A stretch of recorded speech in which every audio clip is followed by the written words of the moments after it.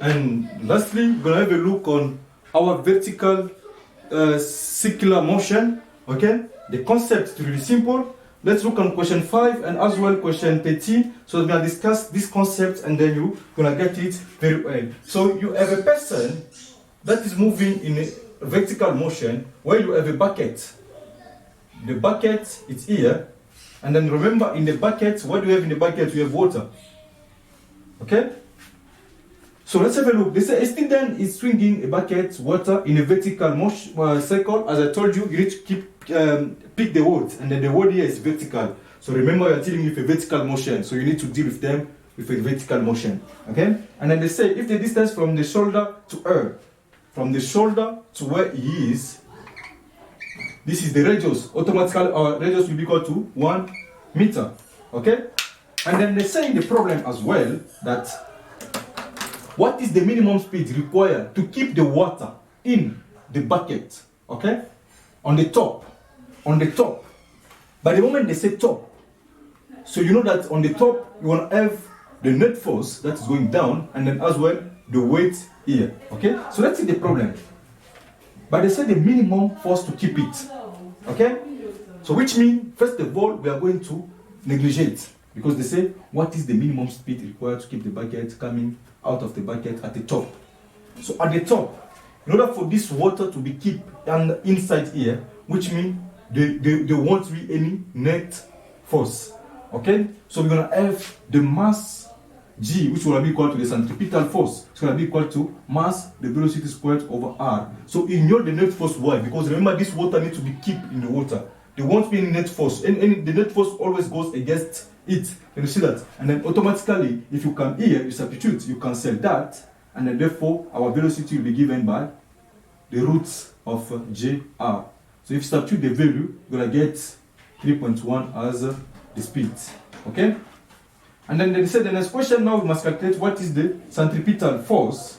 Okay? And then they give us the mass. If the mass of that water inside the bucket is 7.5 kilogram. Okay? Supply in the swing order, in the minimum circular. So you know if the centripetal force is given by mass, the velocity squared over R. So you have the velocity, you have the mass, you have the radius. Now you can calculate and substitute and get the value which is 73.5 Newton. Okay?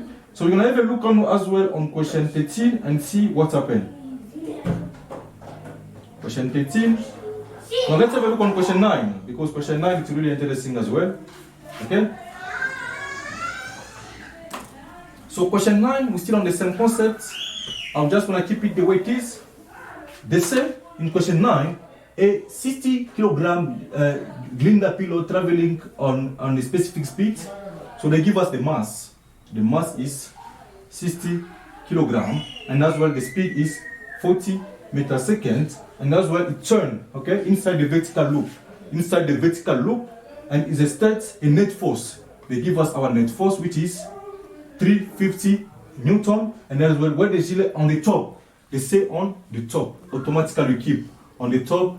We have the net force and as well what? The weight. Okay?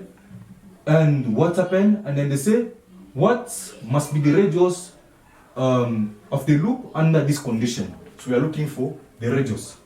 Okay? So let's see how to approach this problem. First of all, we know that our net force plus the mass, because the two are going together, will give us our centripetal force. Okay? And then our net force here is given us 350. The mass is 60 times the gravitational speed. And then the mass is 60.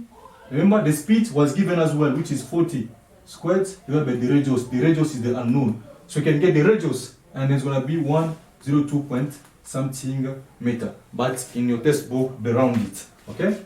And then let's have a look on question 13. Is it question 13? Yeah, let's have a look on question 13 and see what is the concept. We're still in the vertical circular motion. And then we just want to explain this last question. And then we are done with our series of problem solving of Unit 6. So they say a roller coaster amusement park has a dip of the bottom. So this guy is at the bottom here. This roller. Okay? And automatically, when it's at the bottom, you have what? The net force is on the top, and then the weight is gonna be down here. So what happened? You're gonna have the net force minus the mass will give us the centripetal force, which is mv squared over r, as I explained. Okay? And then they say if the passenger field on the seat, okay, is equal, and then they give us our radius, the radius is given, and they say we must calculate the speed of the sky. Okay? So let's come here. Our net force is given by what? Okay? Sorry? If they say if the force equal to twice air weight, which means the net force has doubled. So our net force will double. It's going to be 2 mg. So you have 2 mg because they say with air force equal to twice air weight. So it's going to be the net force will be equal to twice air weight minus mg, which is equal to m squared.